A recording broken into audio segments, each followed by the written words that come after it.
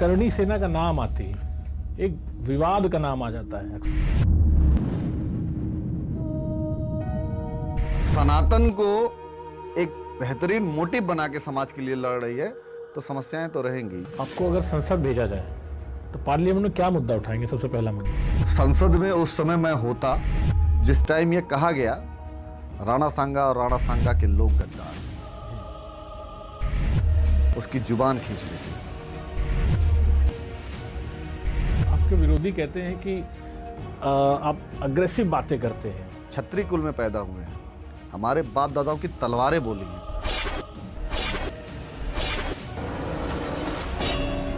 उनको क्यों नहीं बोलते जो ये कहते हैं कि 15 मिनट पुलिस हटा दी जाए? क्या केवल ऐतिहासिक गौरव की बात करने से समाज आगे बढ़ेगा? ठीक है, वेस्टर्न कल्चर पहन के हाफ कपड़ों में घूमने से अगर देश का उत्थान हो जाए तो अच्छी बात है प्रशांत भाई। क्या जाति आधारित संगठन समाज को कमजोर करता है या उसको मजबूत बनाता है? प्रशांत भाई, फिर जाति आधारित पार्टियां और नेताओं को भी बंद कर देना चाहिए। ये हिंदुस्तान के लोग टोपी पहन के अल्लाह अकबर नहीं कह पा रहे हैं, वो छत्रियों के दम पे नहीं कह पा रहे। राजपूत समाज आज पहले से मजबूत हुआ है या बटा हुआ देखते हैं आप? अगर आप ये देखना चाहते हैं राष्ट्र के उत्थान के लिए, तो Rajputana rifles, Rajputana regiment, Dogra regiment, 57 देश टोपी पहन के अल्लाह अकबर कह रहा है। और इस देश के पीछे एक भी देश है जो मुस्लिम परस्त हुआ क्या? क्योंकि राजपूतों की तलवारें खड़ी थी। जैसे आपने कहा अभी कि इतिहास में बहुत कम पढ़ाया गया है हमारी धरोहर के बारे में। यह देश में महाराणा प्रताप, बप्पा रावल, राणा सांगा, पृथ्वीराज चौहान, चंद्रशेखर आजाद, भगत सिंह लोगों का इतिहास है। ये जो संजय रोड बना हुआ है, बाबर रोड बना हुआ है, अकबर रोड बना है, ऐसे लत्ताओं और चोरों और डकैतों का रोड होना चाहिए। सरकार उस दिशा में काम कर रही है? अभी तो लगातार पेपर लीक हो रहा है जी, उस पर पहले सोचने की जरूरत है। अगर राजपूत समाज को देखते हैं तो उसकी सबसे बड़ी समस्या क्या लगती है? आपसी भाईचारा। बटे हुए बटे नहीं, हम कनेक्ट नहीं हो रहे हैं। इतिहास को जब आप देखते हैं, जैसे अभी आपने कहा, तो क्या राजपूतों को पर्याप्त जगह नहीं मिली?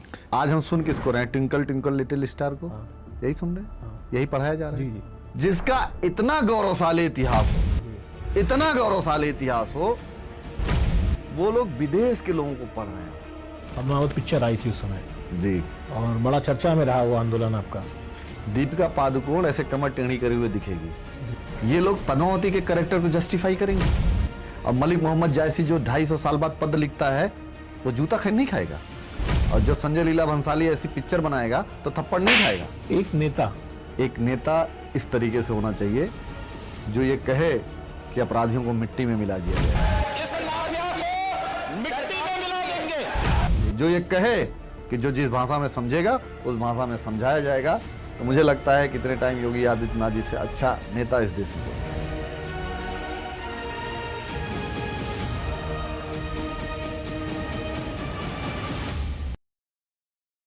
आज हमारे साथ जो शख्सियत मौजूद हैं, जो इतिहास, स्वाभिमान, समाज, राष्ट्र के मुद्दों पर अपनी बात बहुत बेबाकी से रखते हैं, करणी सेना के राष्ट्रीय अध्यक्ष श्री वीरू सिंह जी। वीरू भैया, बहुत बहुत स्वागत, नमस्कार आपका। बहुत धन्यवाद मेरे भाई प्रशांत, आपको बहुत धन्यवाद। और आपके पॉडकास्ट के माध्यम से जितने भी लोग सुनेंगे सभी को बहुत बहुत धन्यवाद, साधुवाद। जी वीरू भैया, आप ये बताइए कि करणी सेना का नाम आते ही एक विवाद का नाम आ जाता है अक्सर, ऐसा क्यों? जैसे संविधान के चौथे स्तंभ में हैं आप लोग जी। पत्रकारिता जी, चाहे वो डिजिटल प्लेटफॉर्म पे हो जी, चाहे वो राइटिंग प्लेटफॉर्म पे हो, चाहे वो सोशल मीडिया प्लेटफॉर्म पे हो। जी। पहले तो मैं बताऊं प्रशांत मेरे भाई, क्षत्रियों की 36 कुलदेवियां हैं, 36 वंश की। जी। उसमें एक कुलदेवी हैं हम लोगों की, राजस्थान के बीकानेर के जसनों के एक जगह है करणी माता जी। और माँ जो है आदिशक्ति के नाम से बना संगठन जी। कभी विवादों में रहना चाहिए? ये तो एक तरीके से जो राष्ट्र के लिए लड़ेगा, जो धर्म के लिए लड़ेगा, जो नीति के लिए लड़ेगा, जो भारत के गौरवशाली इतिहास के लिए लड़ेगा, तो अर्बन नक्सल तो उनको समस्याएं तो आएंगी ही। जी जी। ये तो उन्हों को दिक्कत रही है जो यहूदी मुगल अंग्रेज के टाइम में भी हिंदुस्तान का विरोध करते थे। जी। आज उनको करणी सेना से समस्या है, क्योंकि करणी सेना राष्ट्र के नव निर्माण के लिए प्रयासरत है। जी। और सनातन को एक बेहतरीन मोटिव बना के समाज के लिए लड़ रही है तो समस्याएं तो रहेंगी। ये वो देश है जिनको भगवान राम भगवान कृष्ण से दिक्कत है, जी तमाम महापुरुषों से समस्याएं हैं, जी जिनको वो देश है जहाँ पे सदन में ये बोला जाता है कि राणा सांगा गद्दार हैं। जी तो उन गद्दारों को उन्हीं की भाषा में समझाने का काम अगर करणी सेना करेगी जी तो कोई भी उसको जो भी बोले हर दाग लेने के लिए हम तैयार हैं। जी और करणी सेना राष्ट्रवादी संगठन है और हमारे कुल देवी के नाम पे है, तो हमारे लिए वो प्रार्थनीय है और वंदनीय है। करणी सेना और जो बाकी इस तरह के संगठन हैं जो जात पर आधारित हैं या समाज पर किसी वर्ग पर आधारित हैं, उनसे करणी सेना किस तरह से भिन्न है? देखिए प्रशांत, मैं दो चीज़ों पे आपको मेरे भाई मैं आपको जस्टिफाई करना चाहता हूँ कि हम लोग सनातन के एसेट हैं। जी सनातन कौन? जी जो मनु से शुरू होता है, और मनु जो हमारे पूर्वज रहे, जिस मनु स्मृति को लोग जलाने का काम करते हैं, उसमें से किसी ने एक प्रति पढ़ी है? जी किसी को पता ही नहीं। हमको ये पता होना चाहिए कि हम जिस चीज़ का विरोध कर रहे हैं वो विरोध आइडियोलॉजिकल है कि बस एक कास्टिज्म पे लाके विरोध हो रहा है। जी भाई मैं पूछना चाहता हूँ, जब देश गुलाम था, जब इस देश में अंग्रेज थे, मुगल थे, तो क्या जातियाँ नहीं थी? थी। तो सब लोग तो लड़ रहे थे उनके खिलाफ ना। जी कोई कम लड़ रहा था, कोई ज़्यादा लड़ रहा था। आज वही चीज़ें उनके खिलाफ जो देश के नीतियों के अगेंस्ट थे, जो इनको हम लोगों को गुलाम किए थे, हम उनके अगेंस्ट लड़ रहे थे। आज हम नेताओं की नीतियों पे लड़ रहे हैं। जी नेता हमको जात धर्म मजहब में लड़ा रहा है। तो हमको और आपको सोचने की ज़रूरत है। पत्रकारिता सबसे मूल पहलू है इस देश का। जी और पत्रकार को खास करके आज डिजिटल प्लेटफॉर्म पे लोगों को आके ये बताने की ज़रूरत है, राष्ट्र प्रथम होना चाहिए। जी हम तो राष्ट्रवादी सोच के लोग हैं। जी हमेशा मैं क्षत्रिय धर्म का पालन करता हूँ। सनातन में 4 वर्ण है, क्षत्रिय ब्राह्मण वैश्य शूद्र, धर्म एक है क्षत्रिय। जी और क्षत्रिय 36 कौम की बात करता है। हमेशा क्षत्रियों के रहते इस देश में ना कभी किसी गरीब से अत्याचार हुआ है। आप कभी नहीं सुने होंगे कि आप इतिहास के पन्नों में कभी उठा के देख लीजिए, कभी आपको ये लगा हो कि कोई क्षत्रिय राजा परिवारवाद किया हो, जी अपने बेटे को बचा लिया हो और दूसरे को सूली पे लटका दिया हो। जी और राजनीति में आप हर दिन देखेंगे जी अपने बेटे को प्रमोट करने के लिए दूसरे के बेटे को राजनीति में निपटा दिया जा रहा है। तो ऐसे लोगों का विरोध हम लोग बड़ी मजबूती से करते हैं, और जिनका विरोध कर रहे हैं वो ताकतवर लोग हैं। जी और ताकतवर लोगों का जब विरोध किया जाता है तो वो एक सिनेरियो बनाते हैं अगेंस्ट टू सिस्टम, जी जो आपके आइडियोलॉजी के अगेंस्ट वर्क करता है। जी तो मैं प्रधान भाई ऑनेस्टली आपको बात बताऊंगा, राजनीति राजा की नीति होती थी, जी और इतिहास गवाह है कि हमारे बाप दादा राजा थे।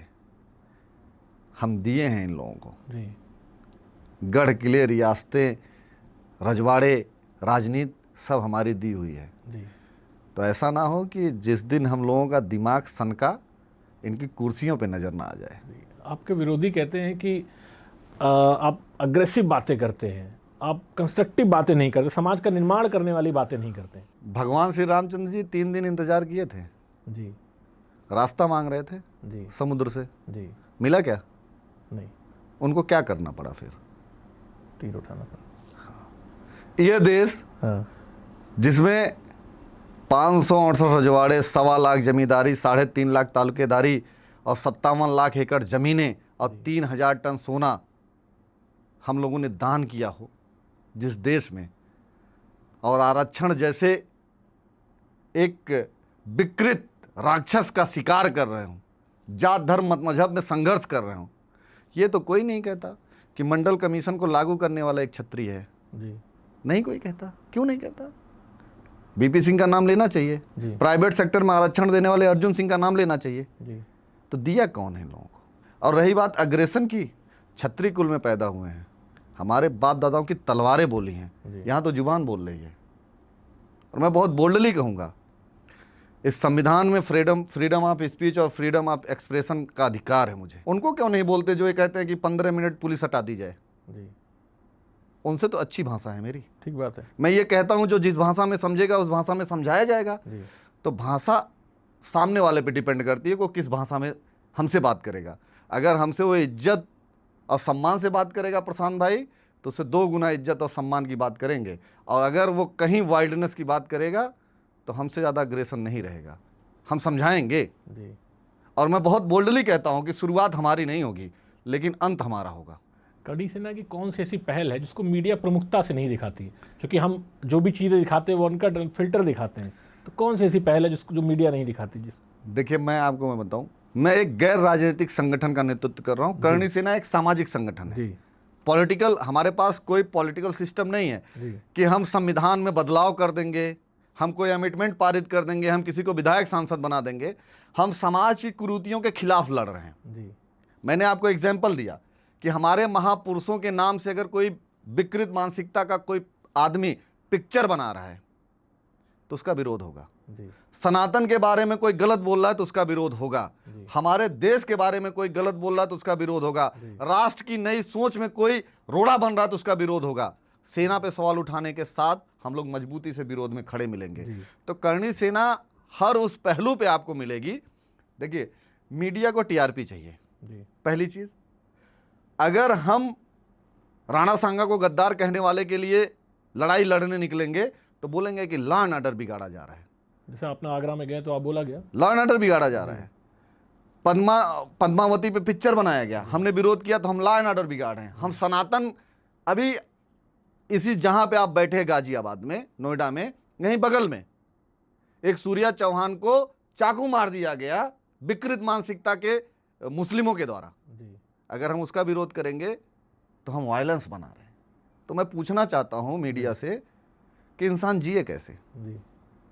आप डॉक्टर के पास जाओगे तो डॉक्टर अगर कोई डिजीज है जिसका ऑपरेशन करना है तो क्या आपको थेरेपी का ट्रीटमेंट तो करेगा नहीं, वो तो आपका ऑपरेशन की बात करेगा। तो करणी सेना ऐसे विकृत मानसिकता के लोगों के लिए ऑपरेशन का विषय है और मुझे गर्व है कि मैं उसका नेतृत्व कर रहा हूँ। क्या केवल ऐतिहासिक गौरव की बात करने से समाज आगे बढ़ेगा? ठीक है, वेस्टर्न कल्चर पहन के हाफ कपड़ों में घूमने से अगर देश का उत्थान हो जाए तो अच्छी बात है प्रशांत भाई। हमारे बाप दादाओं ने क्या किया है, अच्छा ये बताइए, अगर आप प्रशांत सिंह हैं तो आपकी कितनी पीढ़ियों का योगदान आपके लिए रहा? आपके परदादा, आपके दादा, आपके ननिहाल पक्ष, आपके ददियाल पक्ष, आपके बुआ का पक्ष, आपके मौसी का पक्ष, सब सुना जाता है ना। सनातन में तो ये बोला गया है। और अगर हम, अच्छा ये बताइए, फिर क्यों बोला जाता है कि 5000 साल से इन लोगों ने हमको पानी नहीं पीने दिया? फिर क्यों तमाम ऐसी बातें आती हैं, तमाम ऐसी बातों पे फिर चर्चा होती है? भारतीय जनता पार्टी फिर क्यों नेहरू और इंदिरा जी का नाम लेती है? फिर करंट पे बात होनी चाहिए। और ये करंट अफेयर्स नहीं है, ये हिंदुस्तान के उत्थान की बात है। तो हम अपने पौराणिक इतिहास, अपनी धरोहर, अपनी परंपरा, आप ये बताइए पुरातत्व किसको संरक्षित कर रहा है? हमारे बाप दादाओं के गढ़ किलों के ही तो कर रहा है। अगर ये जो जितने अजूबे हैं दुनिया में, ये आज बनाए गए हैं। हम प्राउड फील करते हैं अजूबों पे, वो हजारों साल से बने हुए हैं। तो आज आपकी संस्कृति, आपकी पद्धति, आपकी परंपरा बची हुई है प्रशांत भाई, तो आपके पूर्वजों के द्वारा जो बनाई गई है। तो आपका फर्ज बनता है, अगर उन्होंने आपको पैदा किया है, आपको इस धरती पे लाया है, तो आप उनकी सभ्यता, परंपरा और अस्मिता के खिलाफ मजबूती से मिलेंगे। अगर उनके विरोध में कोई बात करेगा तो आपका फर्ज बनता है कि जो जिस भाषा में समझे उस भाषा में समझाइए, चाहे उसके लिए आपको आईपीसी सीआरपीसी का ही सामना ना करना पड़े। मैं बहुत दमदारी से कहूँगा, सम्मान से बड़ा कुछ है क्या? अगर आपका सम्मान चला गया तो सब कुछ चला गया। और हम देश के सम्मान की लड़ाई लड़ रहे हैं, बहुत मजबूती से कह रहा हूं मैं। हमेशा राष्ट्र की सोच है मेरी। मेरे लिए, मैं तो खुल के कहता हूं, जो अपने देश का नहीं, अपने राष्ट्र का और अपने बाप का नहीं हो सकता। हमारे बाप दादाओं ने कितने गले कटवाए हैं इस देश के उत्थान के लिए, तो हमारे लिए तो हमारा देश प्रथम है। और मैं बार बार कहता हूं, जो भी इस बीच में आएगा सबका इलाज किया जाएगा। क्या जाति आधारित संगठन समाज को कमजोर करता है या उसको मजबूत बनाता है? जाति आधारित नेताओं को, प्रशांत भाई, फिर जाति आधारित पार्टियां और नेताओं को भी बंद कर देना चाहिए। आप बताइए, समाजवादी पार्टी क्या है? बहुजन समाज पार्टी क्या है? ओम प्रकाश राजभर जी की पार्टी क्या है? संजय निषाद जी की पार्टी क्या है? अनुप्रिया पटेल जी की पार्टी क्या है? जयंत चौधरी जी की पार्टी क्या है? क्या है बताइए ना। ये क्या धर्मनिरपेक्षता की बात करती है? ये देश के जाति के नाम पे वोट मांगने वाली पार्टियां नहीं है। आप बताइए ना, अगर जाति के नाम पे संगठन चीज़ों को खराब कर रहे हैं, तो पार्टियां क्या कर रही हैं? और भारतीय जनता पार्टी इन सभी पार्टियों से अलायंस करके बैठी है। तो आप इसको सही मानते हैं? भाई मैं अपने जात के, मुझे गर्व है, मैं क्षत्रिय कुल में पैदा हुआ, मुझे गर्व है इस चीज का, लेकिन मैं जातिवादी नहीं हूं, मैं राष्ट्रवादी हूं। लेकिन मुझे गर्व है कि मैं क्षत्रिय कुल में पैदा हुआ हूं। गर्व इसलिए है क्योंकि मैं क्षत्रिय हूं, केवल खो रहा हूं। मान सम्मान, स्वाभिमान, गढ़, जमीन, किले, इज्जत, मान, मर्यादा, टाइटल सब खो रहे हैं। उसके बाद चौड़े से कह रहे हैं कि मुझे गर्व है, और मुझे गर्व है इस चीज का। बहुत दमदारी से मैं आपको अपनी बात कह रहा हूं, और बहुत लोगों को बुरा लगता है। लेकिन जब स्कॉलरशिप का फॉर्म भरा जाता है तो बड़े चौड़े से स्कॉलरशिप लेने के लिए लोग अपनी जातियां लिखते हैं। तो पहले जात प्रमाण पत्र और स्कॉलरशिप में प्रमाण पत्र बंटना बंद करे गवर्नमेंट, फिर 6742 जातियों की बात ना करे। फिर जो राशन की लाइन लगती है उसमें जात का कोटा नहीं होना चाहिए। फिर जो टिकट मांगा जाता है उसमें जाति का कोटा नहीं होना चाहिए। फिर जो MP MLA बनते हैं उसमें जाति का कोटा नहीं होना चाहिए। जो मिनिस्टर बनते हैं, मुख्यमंत्री बनते हैं, उसमें फिर देश के प्रधानमंत्री को यह नहीं कहना चाहिए कि मैं पिछड़े वर्ग से आता हूं। प्रशांत भाई, बहुत बातें हैं, मैं पॉलिटिकल नहीं हूं, और ये इंटरव्यू पॉलिटिक्स पे नहीं जाना चाहिए, समाज के उत्थान पे बात होनी चाहिए, नहीं तो बहुत बातें हैं मेरे पास कहने के लिए। राजपूत समाज आज पहले से मजबूत हुआ है या बटा हुआ देखते हैं आप? किस बिहाफ पे आप देखना चाहते हैं? अगर आप ये देखना चाहते हैं राष्ट्र के उत्थान के लिए, तो Rajputana rifles, Rajputana regiment, Dogra regiment एक ऐसा रेजिमेंट जो देश जब आज़ाद हुआ तो ये राजाओं की सेनाएं थी जो मर्ज की गई हैं जी। आपको ये चीज़ की जानकारी होनी चाहिए जी। और हिंदुस्तान में एक जगह आरक्षण प्रणाली काम नहीं करती है, वो है सेना में। सेना में कभी कोई आरक्षण नहीं मांग रहा है कि हमको आरक्षण दो, हमको नौकरी करनी है। क्यों? जहाँ मलाई खानी वहाँ आरक्षण चाहिए, जहाँ गोली खानी वहाँ केवल क्षत्रिय जाएगा। माइनस के 50 डिग्री 70 डिग्री टेम्परेचर में डोकलाम और सियाचिन के बॉर्डरों पर क्षत्रिय बड़े दमदारी से लड़ रहा है। सोचने की ज़रूरत है जी। हम कब कमज़ोर थे जी। अगर हम कमज़ोर होते तो इस देश के आगे 57 देश टोपी पहन के अल्लाह अकबर कह रहा है, और इस देश के पीछे एक भी देश है जो मुस्लिम परस्त हुआ क्या? क्योंकि राजपूतों की तलवारें खड़ी थी और मुगलों की गर्दनों को बोटियों की तरीके से काटा गया। हमारे बाप दादाओं ने, आने वाली पीढ़ियां जो हिंदू और सनातन का चोला पहन के घूम रही हैं, वो चोला बचाने का काम हमारे बाप दादाओं ने किया, उनकी तलवारों ने किया। सबसे ज़्यादा 18 साल 16 साल 15 साल की उम्र में क्षत्रिय के गले काटे गए। सबसे ज़्यादा विधवाएं हमारे समाज में हुई। जो कटेगा वही घटेगा। और मुझे कहने में तनिक भी गुरेज नहीं हुआ है कि हिंदुस्तान का वजूद इसलिए जिंदा है क्योंकि क्षत्रिय बड़े मजबूती से इस देश की रक्षा में खड़ा रहा, इसलिए जिंदा है। जी। महाराणा प्रताप को लोग जानते हैं, आज के युवा क्या उनके आदर्शों पे भी चलते हैं? अब पब में जाने वाले लड़के तो नहीं जाएंगे जी, लेकिन हम लोग कर रहे हैं जी। बड़े ऑनेस्टली कह रहे हैं, अच्छे खासे जगह पढ़े लिखे हैं, ऐसा तो है नहीं कि अनपढ़ हैं, ठीक ठाक पढ़े लिखे हैं, ठीक ठाक कॉलेजेस और इंस्टीट्यूट से पढ़े हुए हैं। महाराणा प्रताप को प्रशांत भाई जो भी एक कमरे में 1 महीना पढ़ लेगा वो राष्ट्र और अपनों के प्रति कभी गद्दार नहीं हो सकता। महाराणा प्रताप ने बताया कि मैं घास की रोटी खाऊंगा लेकिन सम्मान और स्वाभिमान से समझौता नहीं करूंगा। जिसके खिलाफ पूरा सिस्टम लड़ रहा हो वो भीलों के साथ लड़ के और इतनी बड़ी सेना को हरा देता है, इतने बड़े साम्राज्य को हराता है, मेवाड़ वापस लेता है वो आदमी। हम तो सर्वजन हिताय सर्वजन सुखाय सभी जातियों को लेके चले हैं। भगवान राम जब राम सेतु या राम सेतु बनाना था और रावण से लड़ना था तो किसी क्षत्रिय को निमंत्रण दिए थे क्या कि आओ? उन्होंने सब आदिवासी बनवासी को लेके रावण को हराया। उसी तरीके से हमारे महाराणा प्रताप, किसको उन्होंने इनवाइट किया? उन्होंने भीलों को लेके, आदिवासियों को लेके, वन में रहने वाले बनवासियों को लेके, उतने टाइम दुनिया के सबसे बड़े ताकतवर अकबर की सेना को हराया और मेवाड़ वापस लिया।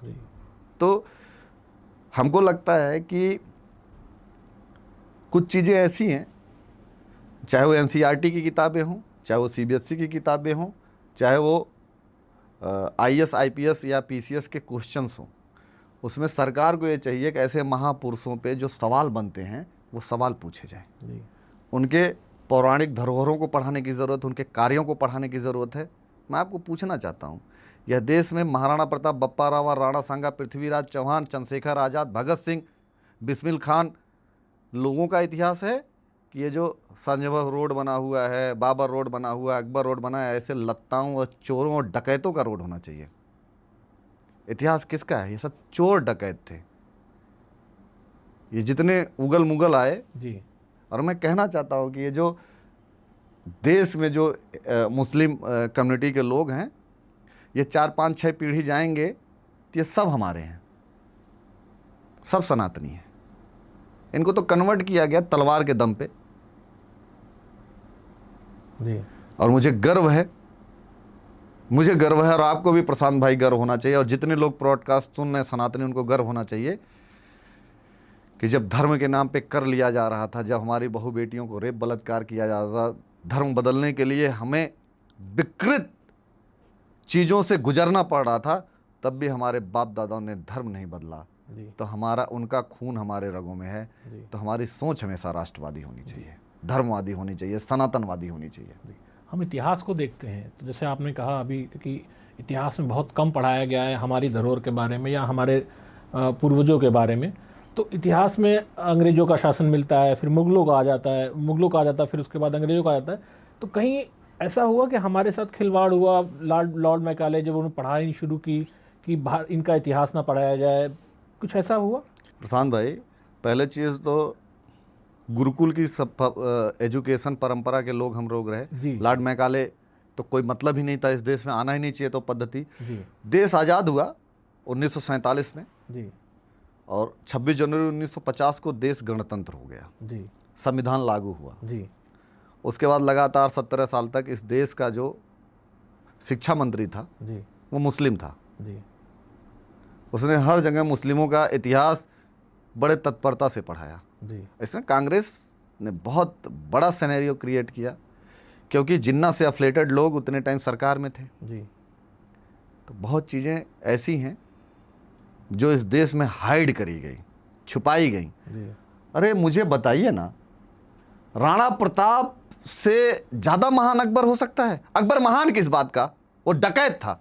हमारे देश में जो लोग हमारे देश में आके हमारे मंदिरों को लूटे हों, हमारे महिलाओं की, यही दिल्ली में मीना बाजार लगाता था वो जी, देह व्यापार कराता था अकबर।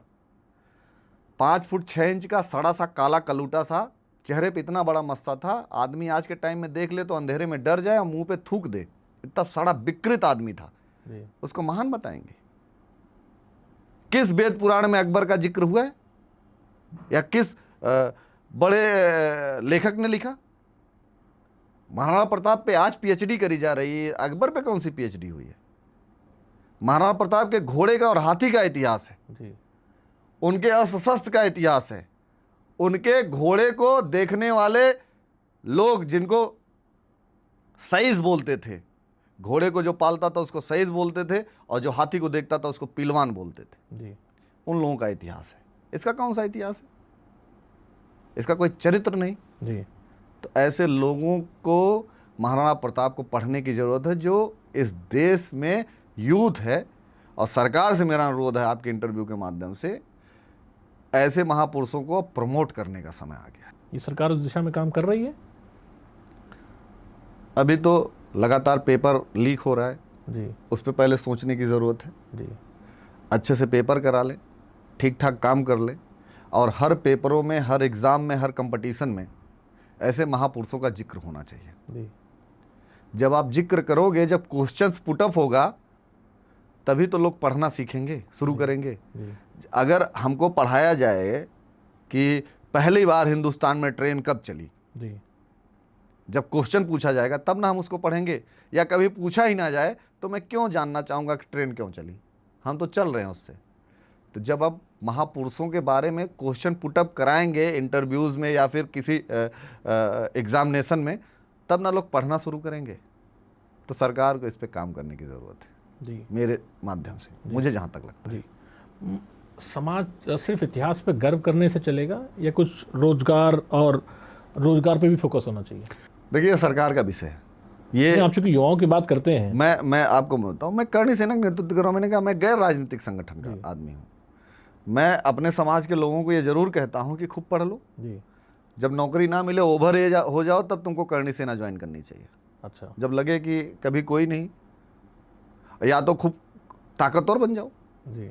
अपने लोगों की मदद करने की स्थिति में रहो, तो आप करणी सेना में आओ। मैं तो कभी ये कहता नहीं हूँ कि टीनेजर या पढ़ने वाले लड़के कभी इस तरफ आए। जी। ऑनेस्टली आपको बता रहा हूँ। और सरकार की नीतियाँ ऐसी हैं कि क्षत्रिय और सवर्णों को, खास करके सवर्ण जो हैं, उनकी स्थिति प्रशांत भाई छुपी नहीं है।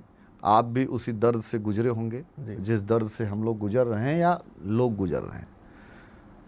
और रोजगार के प्रति, जब देश में इकोनॉमिक सिस्टम या फिर देश में नौकरी का परसेंटेज 1.8 पे आके अटक जाए, तो हम और आप चर्चा नहीं कर पाएंगे। आप समझिए, नौकरियों में आरक्षण की बंदर बाट चल रही है। इतना सब कुछ मिलने के बाद, जिस प्रदेश में हम लोग बैठे हैं, उत्तर प्रदेश का औद्योगिक गढ़ में हम लोग बैठे हैं, जहाँ पे आईटी से लेके ऑटोमोबाइल से लेके मोबाइल या तमाम कम्युनिकेशन या तमाम कंपनियों का हब है नोएडा, एनसीआर। और वहाँ बैठ के हम लोग रोजगार पे चर्चा इसलिए कर रहे हैं कि हमको सोचना पड़ रहा है जी। और हम इसी चीज़ में कमज़ोर होते जा रहे हैं, जिसके पास आज के टाइम में अर्थ के बिना जीवन अधूरा होता जा रहा है। राजनीति भी धीरे धीरे कमर्शलाइज होती जा रही है। उद्योग, व्यापार, और मैं खास करके अब मुख्यमंत्री जी की इसमें सराहना भी करूंगा, योगी आदित्यनाथ जी की, कि वो कुछ चीज़ों पे बहुत फोकस्ड हैं, बहुत सेंट्रलाइज हैं। जी। जैसे उत्तर प्रदेश पुलिस की वैकेंसी आई, पहली बार ट्रांसपेरेंसी के साथ इस उत्तर प्रदेश ने वैकेंसीज देखी। जात धर्म मत मजहब से उठ के तमाम मुस्लिम नौकरी कर रहे हैं, तमाम अच्छे पोस्टों पे हैं इतने टाइम।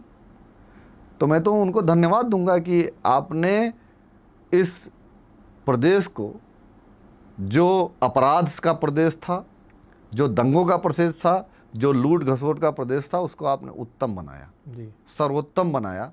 आज हमारा उत्तर प्रदेश, कहीं जाते हैं तो रोड कनेक्टिविटी में ऐसा प्रदेश कहीं नहीं मिलता है, लॉ एंड ऑर्डर में ऐसा प्रदेश कहीं नहीं मिलता है कि अगर किसी बेटी की अस्मिता के साथ मजाक किया जाता है तो अगले चौराहे पे वो निपटा हुआ मिलता है। यहीं पे कोई घटना ऐसी हुई कि किसी के साथ किसी ने हत्या कर दी तो 24 घंटे में उसका रिस्पांस मिल रहा है। वही पुलिस है जो भैंस ढूंढती थी, और आज वही पुलिस है कि अपराधी देख के भाग रहे हैं। तो बहुत बड़ा अंतर है। इसके लिए मैं ये चाहूँगा कि सभी लोगों को उत्तर प्रदेश के मुख्यमंत्री जी को सराहना करनी चाहिए, और जिस प्रदेश का राजा योगी हो वो तो सुदृढ़ रहेगा ही। जी। आज आप राजपूत समाज को देखते हैं तो उसकी सबसे बड़ी समस्या क्या लगती है? देखिए, राजपूत समाज की सबसे बड़ी समस्याओं में से अगर बेसिक समस्याओं पे प्रशांत भाई बात किया जाए, तो राजपूत समाज में समस्या कनेक्टिविटी की है जी। आपसी भाईचारा। बटे नहीं, हम कनेक्ट नहीं हो रहे हैं, बटे नहीं हैं जी। बटे कहाँ हैं? हम आजमगढ़ से चल के आए, आपने इतना प्यार किया, स्नेह किया, तमाम आप देख रहे गाजियाबाद, नोएडा के कितने लोग प्रेम स्नेह कर रहे हैं जी। बस कनेक्टिविटी। आप एक कमरे में एक एलईडी टीवी के सामने और एक बेड पे जीवन बिताओगे तब कमज़ोर हो जाओगे। याद करिए, गर्मी की छुट्टियां होती थी प्रशांत भाई हम लोगों के बचपने में, तो क्या हम लोग अपने घर रहते थे? नानी घर जाया करते थे, रिश्तेदारों घर जाते थे ना। आज नहीं जाते बच्चे। आप बताइए, आप अपने मामा के घर गए कितना दिन हो गया? अब चूंकि हम लोग समाज से जुड़े तो हम लोग जाते हैं, बाकी अमूमन लोग कम हो गए। नहीं जाते। अगर आप जाते हैं तो पड़ोसी के बेटे का नाम आपको पता है इतने टाइम? नहीं। अंतर है ये। हमारी कनेक्टिविटी और लोगों की कनेक्टिविटी अच्छी है जी। वो जा रहे हैं अपनों में, हम क्या बोल रहे हैं कि हम स्टैंडर्ड बना रहे हैं, स्टैंडर्ड हम अपने क्लास में बिजी हैं कि हम मर्सिडीज़ वाले हैं तो हम मर्सिडीज़ क्लब में रहेंगे, जी हम रेंज रोवर वाले में हैं तो हम रेंज रोवर वाले क्लब में रहेंगे, हम फार्म हाउस वाले हैं तो हम फार्म हाउस वाले क्लब में रहेंगे, हम विधायक हैं तो विधायक वाले क्लब में रहेंगे। बड़े लोग गरीबों के यहाँ रिश्ता नहीं कर रहे हैं और गरीब बड़े के यहाँ जा नहीं पा रहे हैं। तो कनेक्टिविटी की बहुत बड़ी प्रॉब्लम है, यही सबसे डीमेरिट है क्षत्रियों की। जिस दिन ये चीज़ें दुरुस्त, हम लोग लगे हैं उसमें, लगातार काम कर रहे हैं, और मातेश्वरी, माँ जगदम्बा और हनुमान जी महाराज की कृपा रहेगी तो सब चीज़ें अच्छी हो जाएगी। जी। इतिहास को जब आप देखते हैं, जैसे अभी आपने कहा, तो क्या राजपूतों को पर्याप्त जगह नहीं मिली? कहीं नहीं मिली। क्या जगह मिली है? जैसे उसको एक दो उदाहरण की बात करूं, एग्जाम्पल में प्रशांत भाई, आप भी खूब पढ़े लिखे हो, आप खूब, मुझे लग रहा है कि आपने खूब पढ़ा, आपको खूब नॉलेज है। जी। इतिहास में क्षत्रियों को कौन सी जगह दी गई? आज का इतिहास वही जो बच्चे पढ़ रहे हैं। जी। लाइब्रेरी में कोई जा रहा है क्या इतिहास के पन्नों में? आप बताइए, क्षत्रिय वंशवासिका है, आपने पढ़ा है? नहीं। मुझे लगता है 99% लोगों ने सुना भी नहीं होगा। सुना होगा। हाँ। आज हम सुन किसको रहे हैं? ट्विंकल ट्विंकल लिटिल स्टार को। हाँ। यही सुन रहे हैं। हाँ। यही पढ़ाया जा रहा है। जी जी। तो जब किताबों में हमको जगह नहीं दी जा रही है तो हमारे साथ अन्याय नहीं किया जा रहा है, जी। हमारे पूर्वजों के कर्मों के साथ अन्याय नहीं किया जा रहा है। जी। आप ये बताइए, हम तमाम विदेशी लोगों को पढ़ रहे हैं, तमाम विदेशी लोगों को पढ़ रहे हैं, शर्म आती है, शर्म। जी। सोच के आप देखिए, जी। जिसका इतना गौरवशाली इतिहास हो, जी। इतना गौरवशाली इतिहास हो, वो लोग विदेश के लोगों को पढ़ रहे हो। सिकंदर लड़ते हुए पूरी दुनिया को जीतते हुए आया, यहां आके हार गया। मुगल पूरी दुनिया जीतते आए, यहां आके हार गए। जी। मंगोल पूरी दुनिया लड़ते हुए जीतते हुए यहां आके हार गए। जी। डच पूरी दुनिया लड़ते हुए आए, जीतते हुए यहां आके हार गए। जी। जो जहां से लड़ भिड़ के आया, यहां आके सब लोग हार गए। और हम उन लोगों का इतिहास पढ़ रहे हैं जो हारे हुए हैं। उन सभी हारे हुए लोगों का इतिहास पढ़ा जा रहा है और पढ़ाया जा रहा है। और हमारे यहां हर जीते हुए इतिहास को, मैं एग्जाम्पल आपको दूं, राणा सांगा जिन्होंने 100 लड़ाइयां लड़ी, 100 लड़ाइयां जीती, जी। उनको सदन में एक गधा टाइप का आदमी गद्दार बोल जाता है, जी। और उसके खिलाफ एक मीडिया सेंट्रलाइज हो जाती है। देश के तमाम बड़े लोग उसके सपोर्ट में आ जाते हैं, तमाम राजनीतिक पार्टियां आ जाती हैं। चाइना वाइना में होते तो तोप के सामने खड़ा कर दिए जाते। दक्षिण कोरिया ओरिया होता तो क्या होता बताइए? पाकिस्तान होता तो क्या होता? जी। आपके बगल में बांग्लादेश, श्रीलंका होता तो क्या होता? जी। अब आज वो उत्तर प्रदेश और देश के बड़े सुरक्षा एजेंसियों के बीच अपनी जिंदगी सुकून से जी रहा है, जी। गद्दार बोल के। और वो राज्यसभा, जो देश के सबसे उच्च सदन है, उसका प्रतिनिधित्व कर रहा है। तो कौन सी जगह मिली? क्या जगह मिली? भगवान को गाली देने वाले लोगों को, मनुस्मृति को जलाने वाले, रामायण की चौपाई को फाड़ने वाले लोग सदन में बैठे हुए हैं। जी। ये कानून बना रहे हैं, अमेंडमेंट पारित कर रहे हैं, ये प्रदेश और देश चला रहे हैं। तो आपको लगता है कि यहां जगह मिली है? ठीक है, समय आता है जाता है। जैसे आपने, आप कुछ बोल रहे थे कम। हाँ, समय आता है जाता है, चीजें होंगी, जी, ठीक होंगी। जैसे आपने बड़ा इतिहास को पढ़ा, राजपूतों के इतिहास को भी पढ़ा, तो कोई एक ऐसी चीज़ जो आपको लगता है सबसे गलत तरीके से प्रस्तुत की गई है, लिखी गई है? हमारे बारे में ही सबसे गलत चीजें बताई गई। जी। शोले पिक्चर में दिखाया गया, ये हाथ मुझे दे दो ठाकुर। जी। 1975 में आप मुझे, मेरा हाथ काट ले रहे हो पिक्चरों में, जी। और ठाकुर तब भी सुकून से पिक्चर को दिखवा रहा है, लोगों के बीच बैठ के ताली बजा रहा है। आप बताओ। 1975 में पिक्चर आई, जी, और उसमें कहा गया ये हाथ मुझे दे दो ठाकुर। जी। ठाकुर का हाथ भी काटा जा रहा है, और हाथ काट कौन रहा है? गब्बर सिंह। सोच के देखने की जरूरत है। जी। और अमजद खान ठाकुर बना है। जी। पिक्चर लिखने वाला मुस्लिम, जी। पिक्चर का डायरेक्टर मुस्लिम, जी। पिक्चर का प्रोड्यूसर मुस्लिम, जी। और पिक्चर दिखाने वाला और देख के हंसने वाला और VCR लगा के पर्दे पे बड़ी बड़ी चीज़ें दिखाने वाला क्षत्रिय। जी। अपना गढ़ किला देने वाला, अपनी ज़मीनें दान करने वाला, अपना मान सम्मान, अपनी टाइटल दान करने वाला क्षत्रिय, आज ये कहा जाता है कि ठाकुरों ने जीने नहीं दिया। जी। वही हुआ ना जी। कि जिसका सब कुछ लुट गया हो, सब कुछ लुट गया हो, और उसको ये कहा जा रहा है कि इसी ने लूटा है। जी। क्षत्रियों को मिला क्या? ले दे के बस एक ही चीज, गाली। कौन ऐसी पार्टियां नहीं हैं, कौन ऐसा राजनेता नहीं है जो क्षत्रियों को गाली दे के अपना राजनीतिक वोट और राजनीतिक रोटी ना सेक रहा हो? बताइए मुझे। कोई दिन के उजाले में दे रहा है, कोई रात के अंधेरे में गाली दे रहा है। हम गाली तो सुन रहे हैं। और ऑनेस्टली आपको बताऊं, जी। इस देश में 3000 टन सोना रिजर्व बैंक में रखा गया है। जी। किसके बाप दादा का है वो? हमारे बाप दादा का। जिस सदन में बैठ के देश और विधानसभा कमिटमेंट पारित किया जाता है, वो जमीन किसकी है? हमारे बाप दादा की।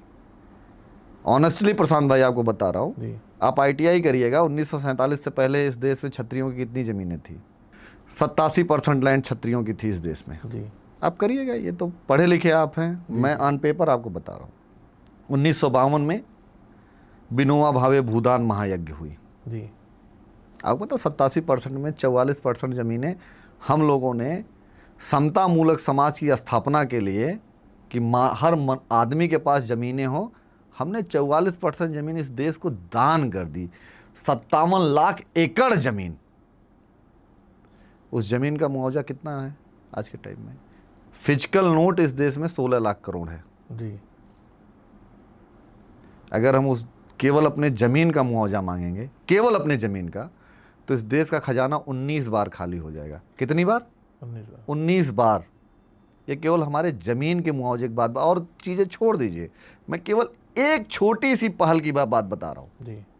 उसके बाद 1962 में कांग्रेस एक कमिटमेंट लाती है, जमीन उन्मूलन एक्ट, जमींदारी एक्ट। जी। उसमें हमारी 17% ज़मीन ज़बरदस्ती ले ली जाती है। क्या अगर हम विरोध करने पे आते तो हम विरोध नहीं करते? हमें आरक्षण दिया गया, हमें जमीन उन्मूलन एक्ट दिया गया, हमारे ऊपर मंडल कमीशन लाया गया, हमारे खिलाफ प्राइवेट सेक्टर में आरक्षण लाया गया, हमारे खिलाफ UGC लाया गया। आप बताइए क्या मिल रहा है? जी। कुछ मिल रहा हो तो बताइए। जी। आप भी पढ़े लिखे हैं, आप नोएडा दिल्ली में बैठे हैं और अच्छे परिवार से हैं और अच्छा बैकग्राउंड है आपका। जी। आप भी दुनिया के बीच में रहते हैं। आप सभी जातियों के बारे में, सभी धर्मों के बारे में चर्चा करिए, वो खूब मजबूती से सुनेंगे, लेकिन आपकी बड़ाई कभी नहीं करेंगे कि क्षत्रियों ने क्या किया है इस देश के लिए। किसी के मुंह से आप सुनेंगे नहीं। जी। जो आज ये हिंदुस्तान के लोग टोपी पहन के अल्लाह अकबर नहीं कह पा रहे हैं, वो क्षत्रियों के दम पे नहीं कह पा रहे हैं। फिर से मैं आपको बहुत मजबूती से बात बता रहा हूँ। जी।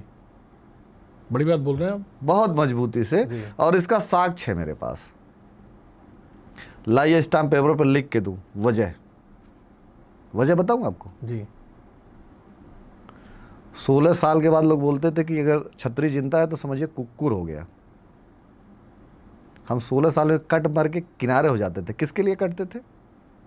इन्हीं लोगों के लिए जो हमको गाली दे रहे हैं, इन्हीं की अस्मिता बचा रहे थे, इन्हीं का सम्मान बचा रहे थे, इन्हीं के बाप दादाओं की लड़ाई लड़ रहे थे।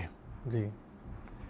हमारे पूर्वज तब कट के मर रहे थे उनके लिए, जिनके बेटे आज हमको गाली दे रहे हैं। सोच के देखिए, जिसने सब कुछ दिया हो, जिसके लोगों ने आपके बाप दादाओं के लिए अपने गले कटवाए हो, और आप उनके बच्चों को गाली दे रहे हो। जी। क्या मिला है क्षत्रियों को? ना राजनीति में जगह है, ना नौकरी में जगह है, ना सामाजिक जगह है। हम लड़ के अपनी जगह ले रहे हैं। हम अपने हक की लड़ाई, वो भी राष्ट्रवादी सोच के साथ लड़ के ले रहे हैं। जी। हम तो ये नहीं कहते ना 15 मिनट पुलिस हटा दो हम देख लेंगे। जी। और सबसे ज़्यादा राशन उन्हीं को फ्री में मिल रहा है। हाँ। जो राष्ट्रद्रोही विचारधारा के लोग हैं। हम क्या मांग रहे हैं? कितने क्षत्रिय लाइन लगा के राशन के लाइन में लगे हैं। आज हम गरीबी रेखा के नीचे पहुंच गए हैं। उस हिसाब से नहीं कि हम गरीब हैं, हमने देश को दे दे के खुद को गरीब किया है। दे दे के, और मुझे गर्व है उसके बाद कि मैं हिंदुस्तानी हूं और मुझे गर्व है कि मैं क्षत्रिय हूं। जी यही मिला है क्षत्रियों को। जी। आज अगर महाराणा प्रताप होते हैं तो क्या कहते युवाओं से? महाराणा प्रताप अगर होते तो ये देश की सीरत और किस्मत दूसरी होती। जी ऐसे नेता नहीं होते जो देश बेच के स्विट्जरलैंड में अपना अकाउंट जमा किए, पैसा जमा करते। जी महाराणा प्रताप होते तो हिंदुस्तान सनातन पद्धति के लिए आज हिंदू राष्ट्र स्थापित होता। जी आज मनुष्यता एक दूसरे को काटती नहीं।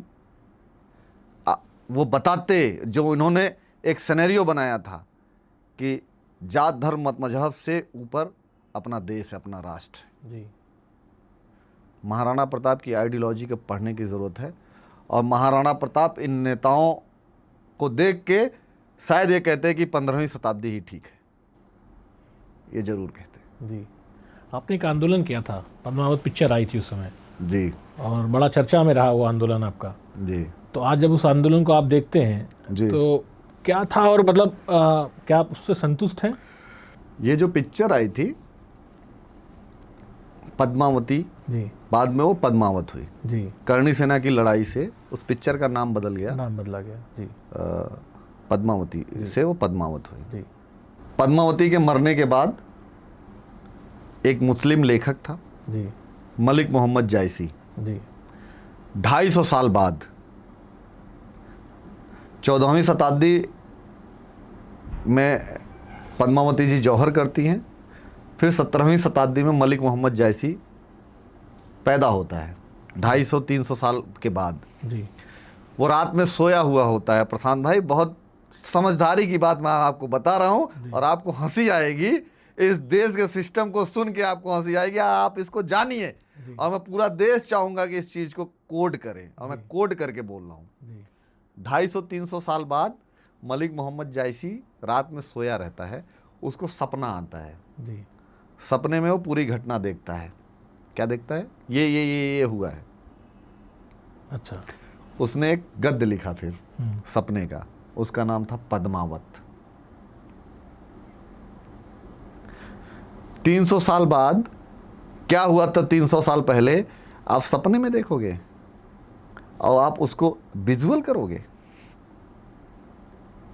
जी मैं ऑनेस्टली आपको बता रहा हूँ, गूगल खोलिएगा, मैं इंटरव्यू में आप लोगों को पूरे देश को कहूँगा, जो लोग देखें गूगल खोलिएगा और गूगल में टाइप करिएगा the image of Padmavati, Deepika Padukone ऐसे कमर टेढ़ी करे हुए दिखेगी। जी तो ये माँ पद्मावती का अपमान नहीं तो क्या है?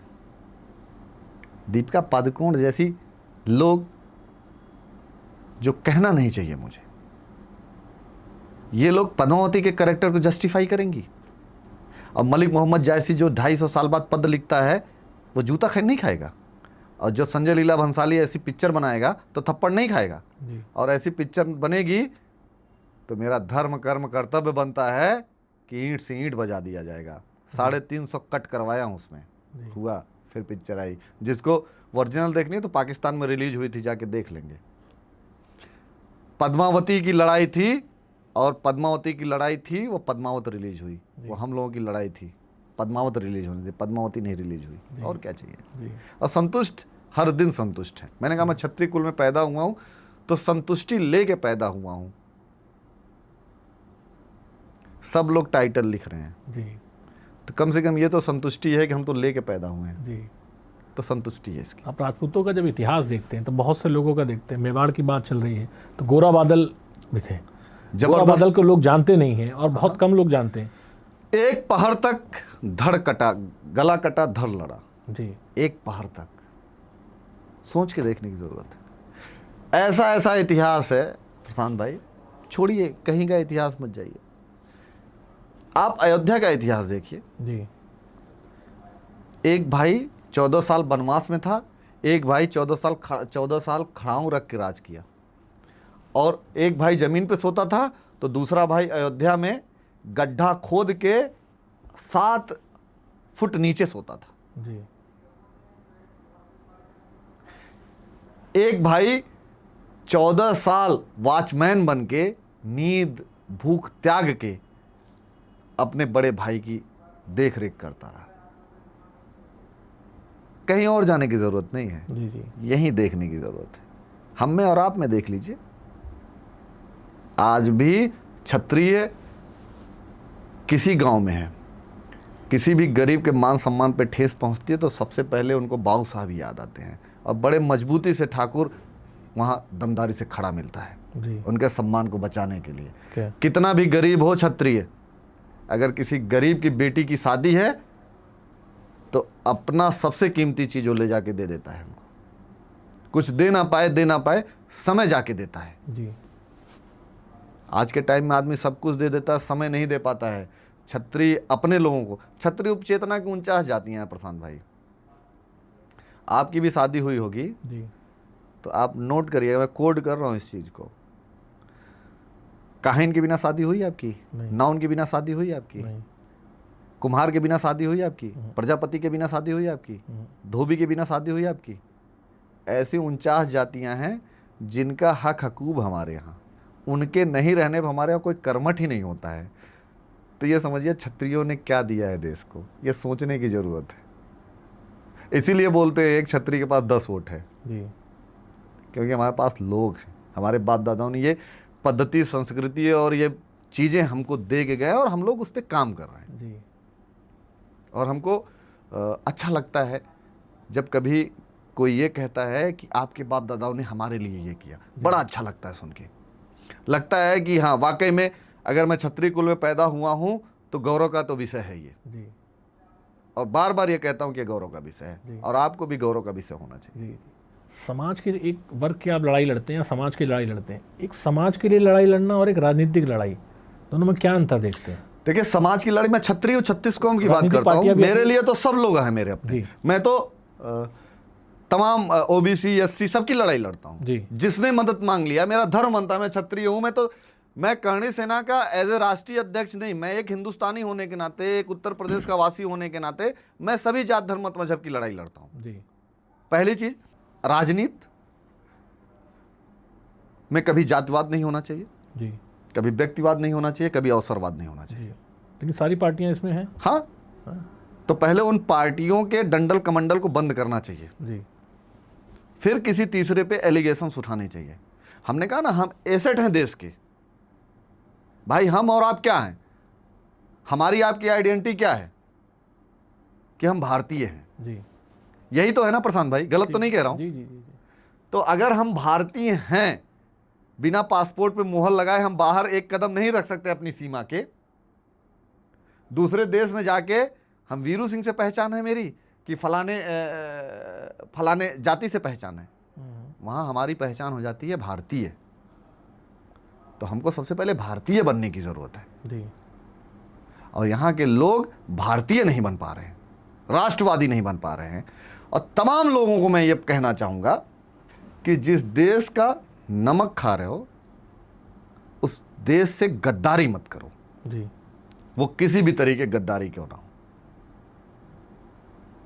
मैं मुस्लिमों से बार बार कहता हूँ, तुम्हारे बाप दादा अगर हिंदुस्तान में रुके तो बहुत कुछ सोच के रुके थे, क्योंकि उनके पास ऑप्शन था कि वो बांग्लादेश या पाकिस्तान जा सकते थे। वो हिंदुस्तान के मुस्लिम थे, वो भारतीय मुस्लिम थे।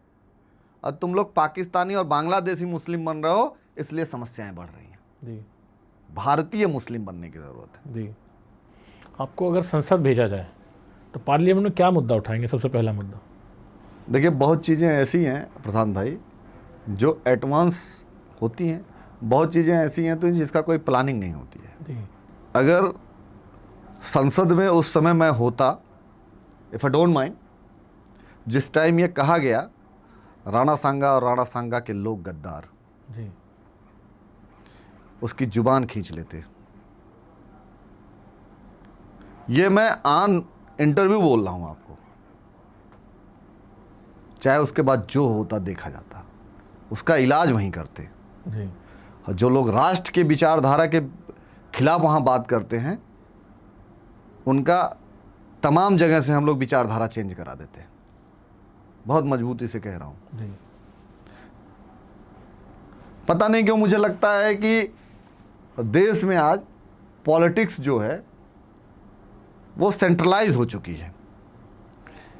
दो चार लोगों पे, दो चार जगह पे सेंट्रलाइज है जी और पॉलिटिक्स कभी व्यक्ति पे और जगह पे सेंट्रलाइज नहीं होनी चाहिए। जी हमेशा रोटेट होने वाली समय है, चीज़ें हैं ये।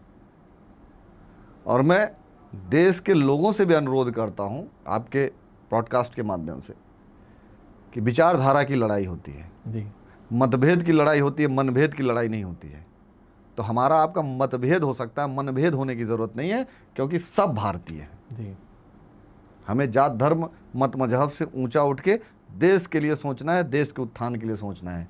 आप कभी किसी आर्मी के लोगों से मिलिएगा, किसी जात का हो, जब आप उनसे कभी किसी चीज़ पे चर्चा करते हैं तो उनको बड़ी तकलीफ होती है। उनको ये लगता है कि क्या मैं ये जाति के नाम पे बॉर्डर पे गोली खा रहा हूँ, धर्म के नाम पे खा रहा हूँ।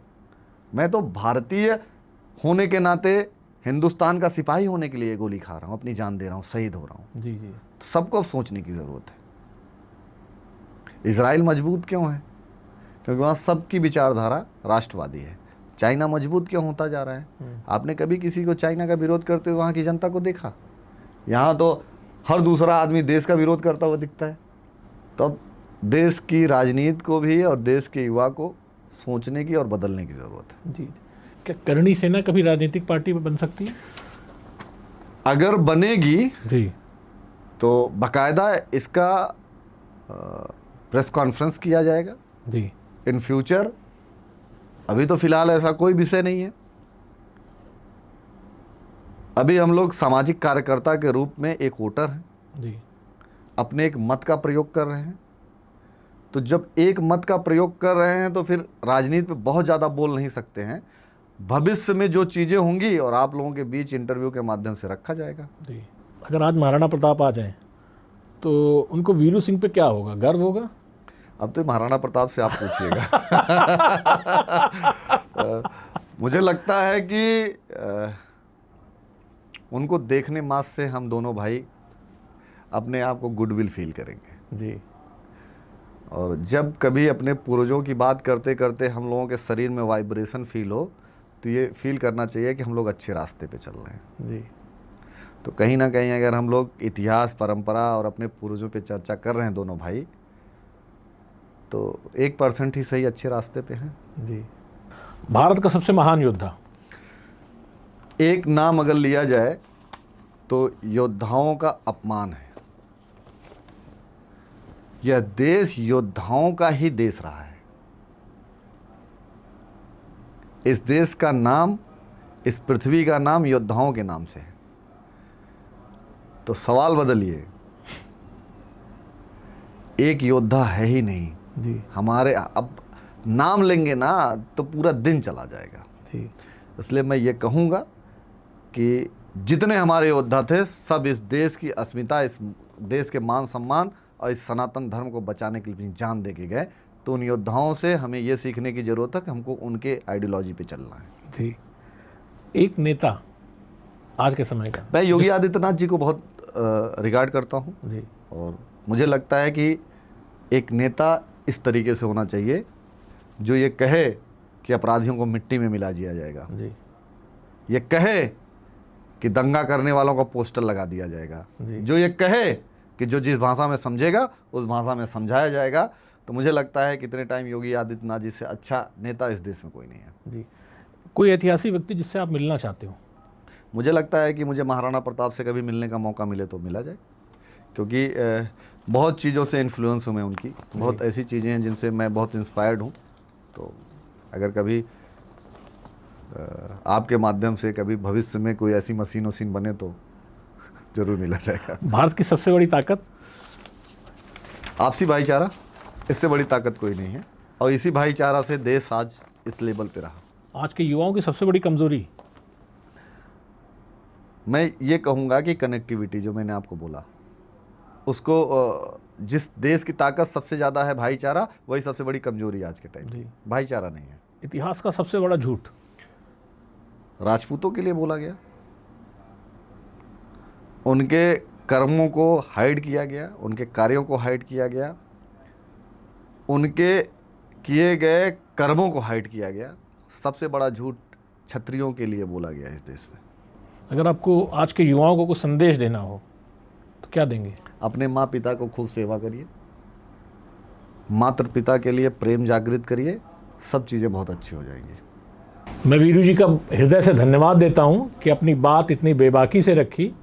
आपका बहुत बहुत धन्यवाद इसके लिए, हमारे साथ समय निकालने के, अपने व्यस्त शेड्यूल से बहुत बहुत धन्यवाद। अब ये कह सकते हैं प्रसाद जी, मैं एग्रेशन में नहीं रहता हूँ।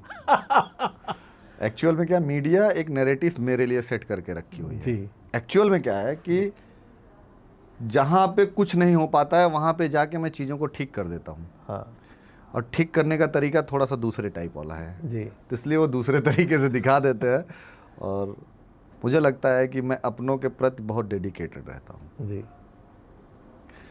मुझे लगता है कि इंसान वही जो अपनों की दोस्ती को अपना और दुश्मनी को अपना समझे, वही मनुष्य है। प्रशांत सिंह से मेरा संबंध है तो उनके मित्र मेरे मित्र, उनके दुश्मन मेरे दुश्मन होने ठीक चाहिए। है। ऐसा नहीं कि मित्र से दुश्मनी की बात किया जाए, दुश्मन से मित्रता की बात करी जाए, तो मनुष्यता नहीं है। तो मैं तो वही 24 कैरेट वाला हूँ।